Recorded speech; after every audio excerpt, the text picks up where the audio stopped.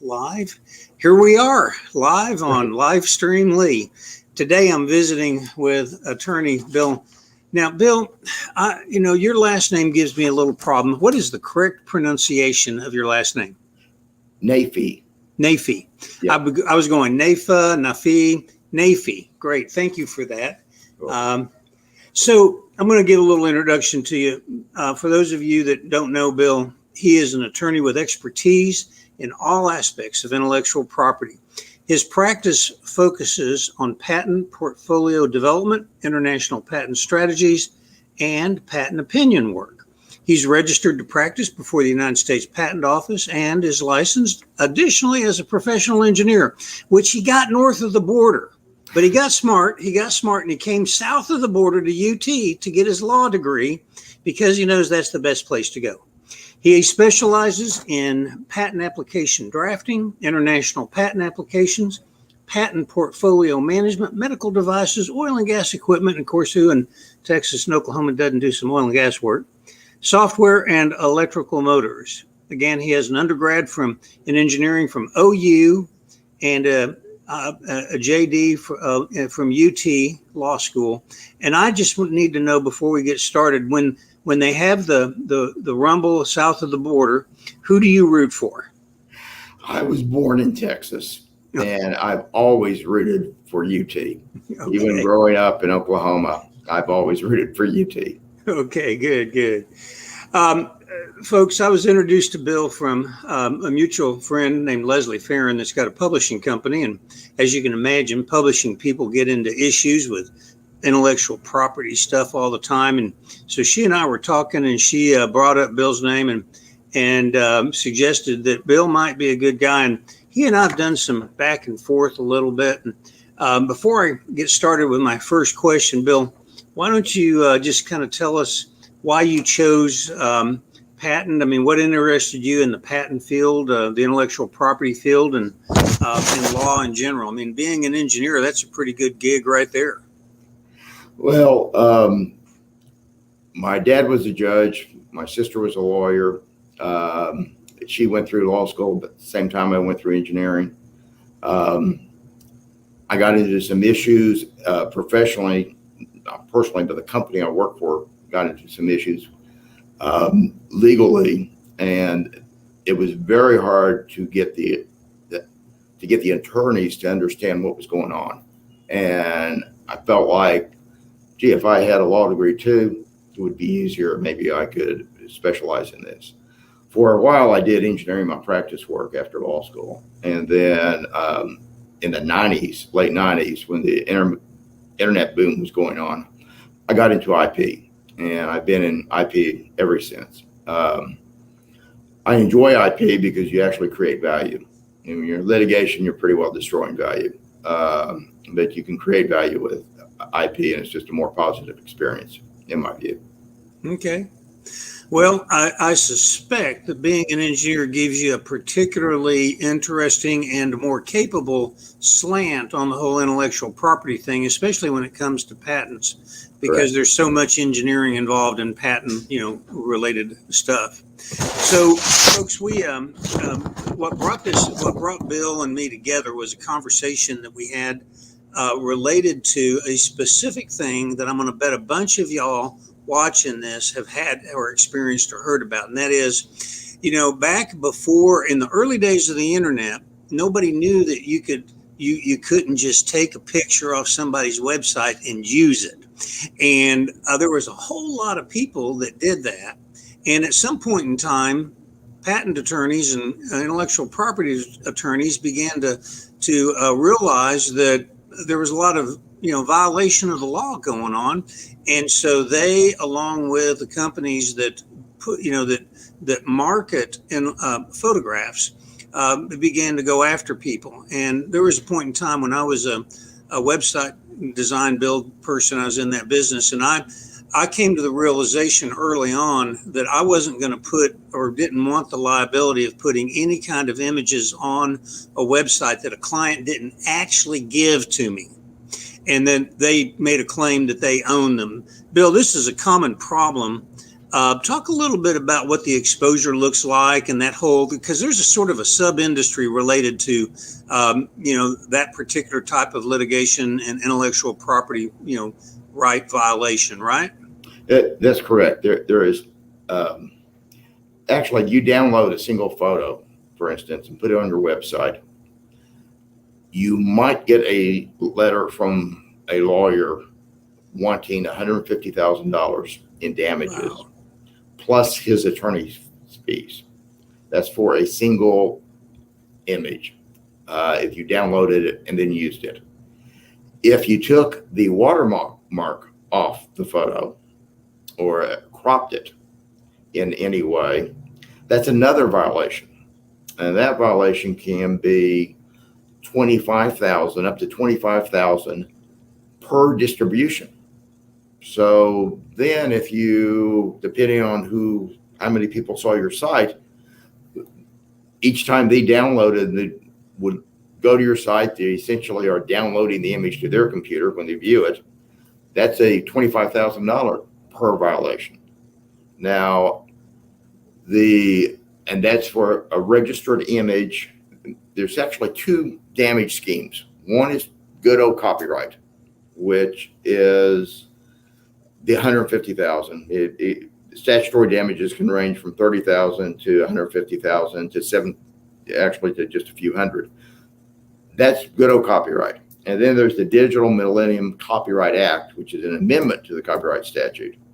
And that has the additional fees for removing watermarks and that type of thing. And that can go, that's the $2,500 to $25,000 range. And that's per distribution versus the good old copyright, which just gets you for the per violation or download. You were throwing around some big numbers, and without a doubt, it doesn't take very long for somebody that didn't know what they were doing to run up the potential litigation, settlement cost that's going to put them out of business, right? Right. So right. I can't imagine really, unless you had somebody like Apple violating, say, IBM's rules. Those are big companies. They have very deep pockets. But your average little business person with a website that made a mistake and did this, they're not going to come out of a pocket 150. They're just going to go out of business, go through bankruptcy. So what good is it for these companies to chase those kinds of little fish? It seemed like it'd be a waste of their time.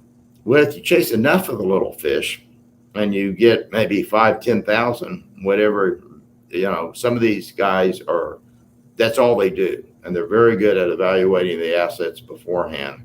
And they kind of know what you can pay.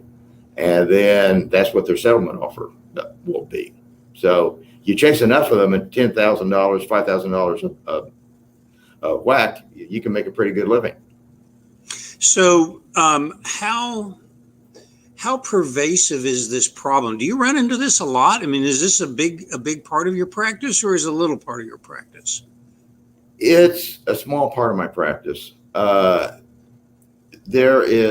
It's becoming a larger part of my practice. They're known as copyright gold. A lot of them are photographers that will take pictures of everything, and they register their copyrights, and they make them freely available. In fact, they put them on sites with no restrictions at all. And most legitimate photographers will have some sort of copyright protection on their site.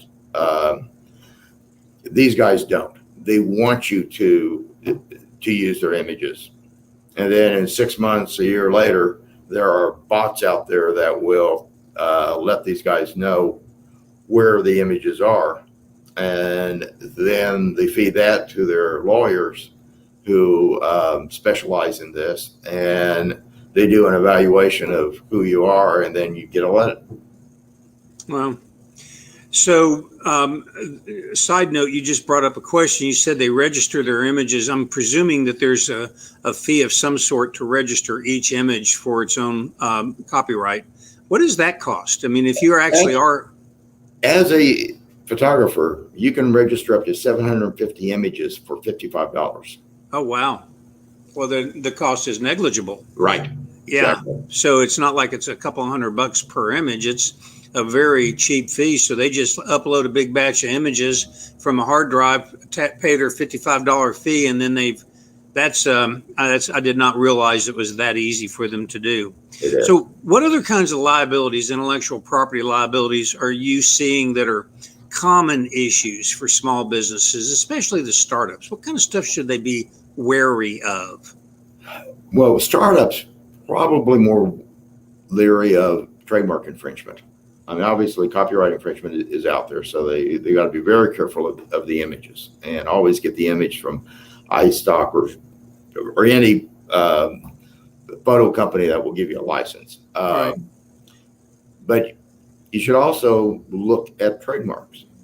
You may be unknowingly violating somebody's trademark. And, you know, with a copyright, you have to copy it. The trademark, you can come up with it on your own and still violate somebody's trademark.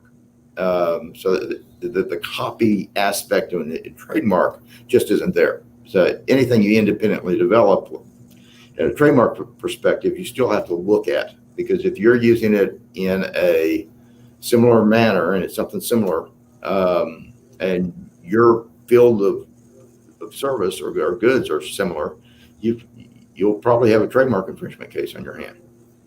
You know, rockets are very common sort of logo items. You see them all over the place. There's Rocket Mortgage, there's Rocket Mail. Heck, there's Apricot Rocket. If you just look right up there, there's Right. Apricot Rocket, and they all have some form of a rocket with a window or maybe no window and a flame coming out. And, you know, there's globes and other, you know, when you develop a trademark, how close to somebody else's envisioning of a rocket? Because, you know, a rocket is an item that I can't imagine could actually be in and of itself trademarked. But because they're sort of like out there in the public, everybody can see, right?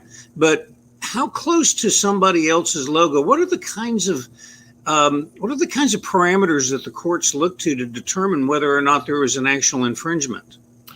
The idea is to protect somebody from being confused, but you want to protect the general public from being confused. If there was a computer manufacturer that called Peach, Apple would probably sue them, because in somebody's mind, although I don't know who, but in somebody's mind, Peach and apples are similar. And right. Maybe you have a similar logo with a peach on it. And so it can create confusion. That's the standard. You don't want the public to be confused. And so a rocket in just a logo, you'd look at the way it's used. Is it used with any other elements? What direction is it used in? It's pointing straight up. Is there a lot of smoke? Is there very little smoke? That type of thing. So, and then you look at the field of goods. If the services are similar or the goods are similar, then then chances are any use of a rocket might be confusing. Okay. Okay. Where if you had very divergent services, then probably not. So it's really kind of a two-part test. So there's a combination of colors, imagery, and similarity or dissimilarity of the business model, if for lack of a better use of word, but the business that you're in, the industry, the service or products that you're offering. So if you can check the box that those are all the same, you got a bigger problem than if only one of those is similar. That's correct. Okay, so that's kind of the way that you go about it. You know, there's a lot of confusion out there. I mentioned just before we connected, related to copyright, that you know, that the person has by default a copyright given to them for first use of a, but there's a lot of caveats around that. And I'm actually going to give you a little scenario, and I'm going to ask you to correct me how I'm wrong. I teach entrepreneurship at UT Arlington, and when we talk about intellectual property, I use the following scenario. You play the guitar, you create a song, it's a truly unique song, one that you created with new chords and new lyrics. So it really is a genuinely you created song. You're sitting out on the commons area at UTA, you're playing the song. That technically legally qualifies as the first public presentation of your copyrightable material. The problem is you can't prove that you were the first one to do it. So somebody walks by, Blake Shelton or some big music star walks by, hears it and goes and produces it. You're probably just out of luck in terms of being able to get any damages. So instead of doing that as your first publish, if you put it on somewhere like YouTube where you have a date and time stamp and you can actually sort of prove that you were the first person to publish it, you now have better proof, and then you would be able to potentially prevent Blake or anybody else from using your work. But you still then don't have protection for monetary damages from the theft of your work unless you've registered it with the U.S. Patent and Trademark Office. So to be able to get monetary damages, in addition, now without registering, you could actually, pending proof in a legal battle, you could make Blake quit using your song, but you couldn't recover monetary damages unless you had registered it, and you could only recover the damages occurred for his use after you registered it. Now, I know I have a lot of sequential pieces there, but am I right or am I wrong in that sequence of sort of steps as presented? Okay, a couple of things. The presentation itself of the song is really not something that's tangible, and therefore you might have written it down and then the sheet music would be copyrighted and you'd have a copyright in that, but you really don't have it. Requires a tangible expression for you to have a copyright. Okay. So what you said was actually somewhat correct. The results would be the same, but it wasn't theoretically correct. Okay. So you do need some sort of tangible medium. Okay. Once you have that, then you do have a copyright, and you register the copyright with the Copyright Office, not the Patent and Trademark Office. Okay. And you do need the copy. Now you must have a copyright registered in order to file a federal suit. So if there's no registration and you can't get into the courthouse. Okay, so I understood, and I must be wrong, that you used to have a copyright upon public display of a copyrightable good. Has that been changed, or was that always wrong? You still have that, and you still have your copyright, but you can't enforce your rights. Because it's, until it's registered. Gotcha. Okay. Right? You own the copyright, but you can't enforce your right until it's registered. So if you go to court, you've got to have that registered of it first. Okay.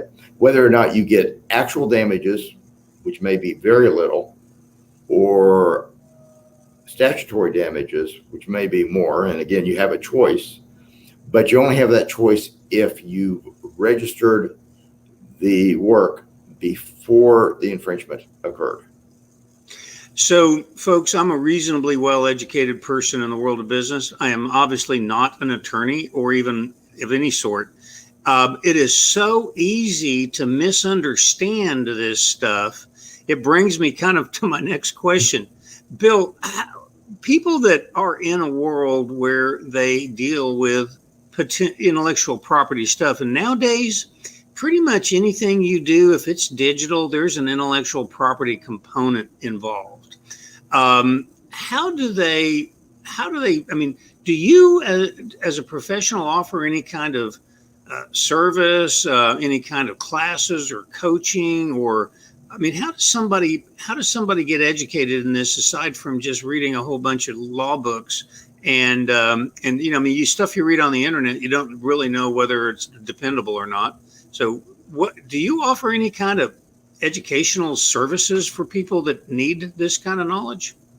I do have a blog, but there's so much going on, it's hard to keep it up. Yeah. Honestly. And it's, I will say there's a company called Nolo Press, and a lot of it is how to do it yourself, but they're easy guides. I would recommend those guides to someone if they want to dig deeper. They are accurate. I will offer a service for a couple of grand where I will go through a website, look at the trademarks, kind of do an analysis. You might be using something as a trademark and you don't know it. And so, that will include a search, that will include an analysis of any liability and or whether or not you should be filing and protecting your own trademarks. Along with that, I give a NDA out. That's a form NDA and a form contractor's agreement. Let's say that you pay somebody to develop your logo that you want to use as a trademark. Who owns the copyrights in that? Unless you have an agreement that transfer the copyright to you, then whoever developed it, if it's on a contractual basis, they are still own the copyright, which means technically you could not modify it later without the copyright. So if you went to Fiverr and you hired somebody in India to develop a logo for you, and they did that, and then you were using it, you're saying you may not actually own that logo? You don't own the copyright. You own a license to you. What you own is probably a license to it. Okay, so if you. Wow. All right, so getting that straight and understanding that, and the problem is the ownership varies between patents, copyrights, and trademarks, and a lot of just general practice attorneys have gotten burned before because they'll apply one standard when thinking it's universal, and it's really not. Gotcha. Very specialized law. So when somebody contacts you, I know this happens a lot. I've heard a lot of people tell me about this. When somebody contacts you and you receive either an alarming message that you have violated my copyright with your image that you're using on the website, or you get a DMCA takedown notice or something like that, what should you do? First thing is analyze it and see if that's correct or not. Hopefully the image is yours or you have a license to use it. Hopefully you have the documentation that you have a license to use. That's a big deal right there. There's a lot of people that have websites and imagery that's been around for years and years, and chances are real good that they don't know where they got that image any longer. I'm guilty of that with my own website, but I do. But some of these stock photo places will have your order history. So if you do order it from one of the big guys, they'll have your order history from day one. Probably not a bad idea to go ahead and print that off so you have some sort of documentation that yes, you have a license to use that image. If you don't have a license to use that image, it's going to be a little more problematic then. And because you can't prove that you have a license, chances are they're going to, they may have some validity. So if you get a DCMA notice, which is different than just a copyright violation notice, DCMA usually goes to your internet provider. Okay. And so whoever allegedly owns the copyright will send that notice to your internet provider. Your internet provider will then send you a notice that tells you they're about to shut down your website. You can respond with a counter notice telling your internet provider, nope, it's legit, keep it up. And then the alleged copyright owner has 14 days to sue you. And but at least you don't have, your website is not taken down. Some of these DCMA notices are quite aggressive though, and they're almost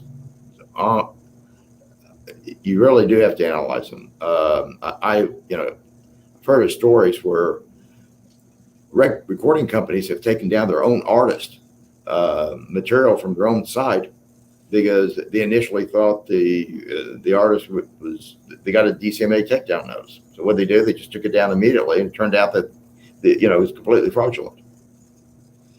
Yeah, there's so much money involved, especially in the recording industry and or film industry and so on. Let's talk about patent trolls. You sent me a really interesting article that I read, and I pretty much understood it. I think it basically deals with a situation if you happen to be an individual that created something that's patentable. It is very possible that you're going to end up being basically being sued by somebody else that claims that you violated their patent when you either applied for or designed and built your product, and therefore you owe them a bunch of money. Whether that's true or not, they're really sort of like those images we talked about in the beginning.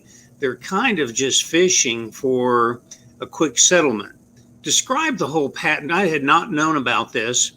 Describe the whole patent troll industry, if you would, please. All right, sure. On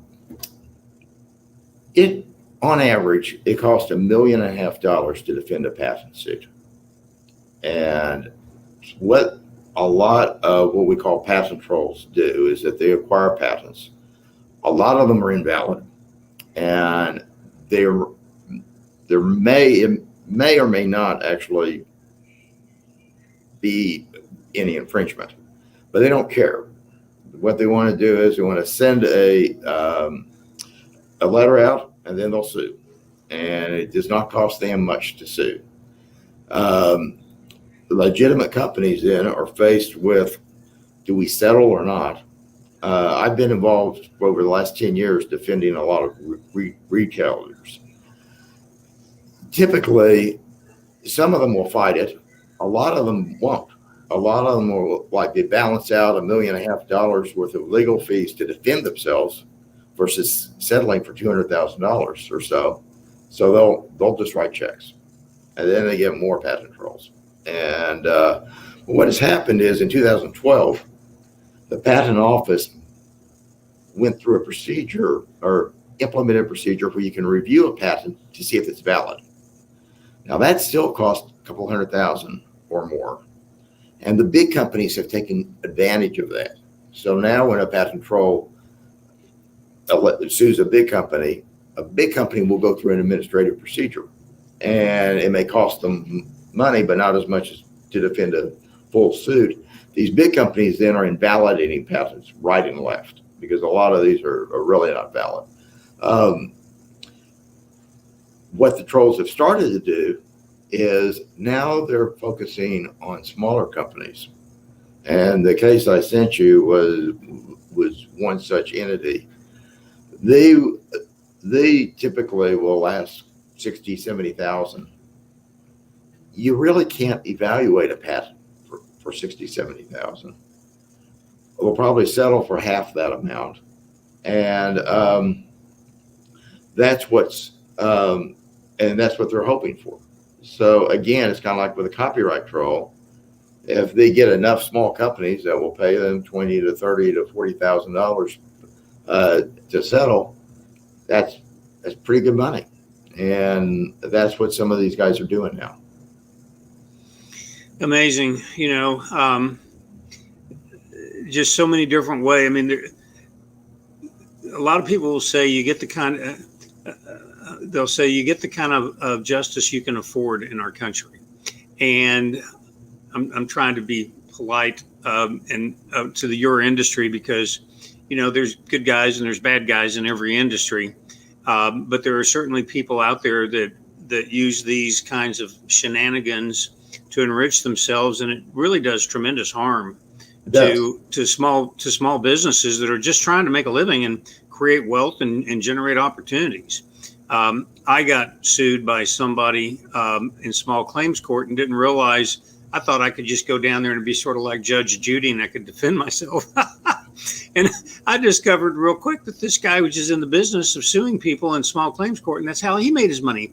He was trolling businesses. He'd get into business with them, violate the contract on a technicality, and then sue you for not performing. I found out that he'd done this time and time and time again, and it cost me about $3,000 to get rid of him. And even though that was a small claims court, if I had lost in a small claims court and had gone on to the regular courts to do, because he wanted $10,000.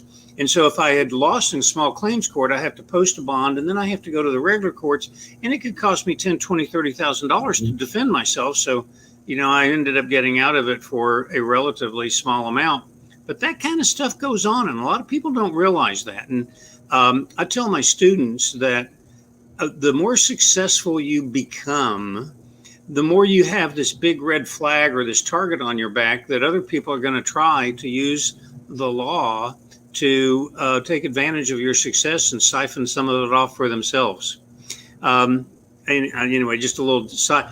I'm so glad to have you on, because I don't think a lot of entrepreneurs and startups realize the seriousness of which this can happen. You can be sued for literally not just a no good reason, but you can be sued for no reason. People can sue you just because they think they might get some money out of you on a settlement as a nuisance suit, and you go away. Mm-hmm. I've got one more thing before we kind of draw it to a conclusion. My wife asked this question, and if I understand the question that she sort of stated correctly, if you have a website and you have a copyright notice down at the bottom, copyright 2020, all rights reserved, kind of your typical standard little thing, and you don't update it and it's 2021, does that mean you're no longer protected? No, that does not mean that. It's always better to update it, but that does not mean. There's really very little significance of not updating.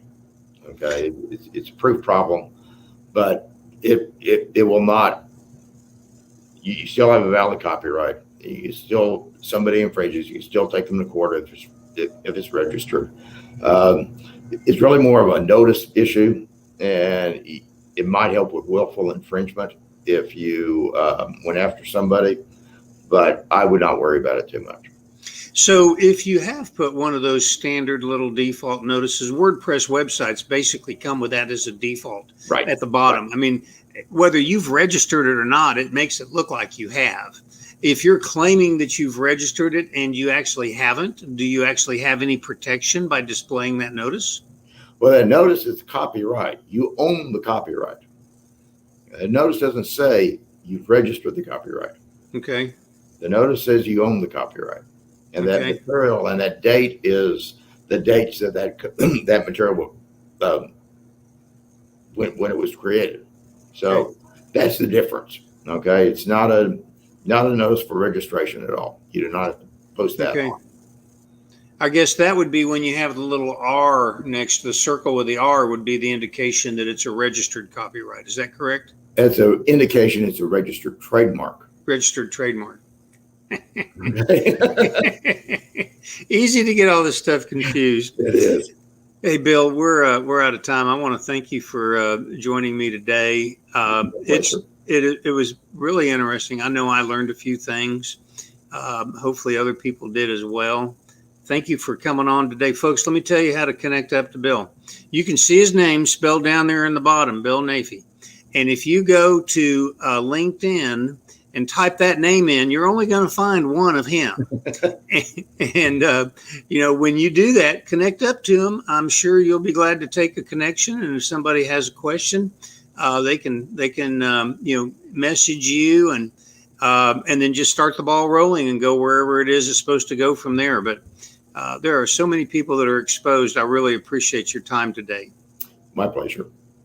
All right. I'm going to sign out now and hang out for just a minute after I say adios. Hey, folks, let's see, I'm going to finish this up here by clicking here. So my whole thing at Livestream is really all about sharing information about your business or about business in general that'll hopefully help you make more money, become more profitable, retire richer and sooner, and all those kinds of good things, the reasons you got into business. Certainly our conversation today can help you protect yourself. And, again, the more successful you become, the more you become a target of somebody that wants to siphon some of that success into their pocket. So I would recommend you get in touch with Bill. We'll be back next week, Monday through Thursday of next week. I'm going to be talking about marketing processes for specific industries. So tune in because it'll be very industry specific.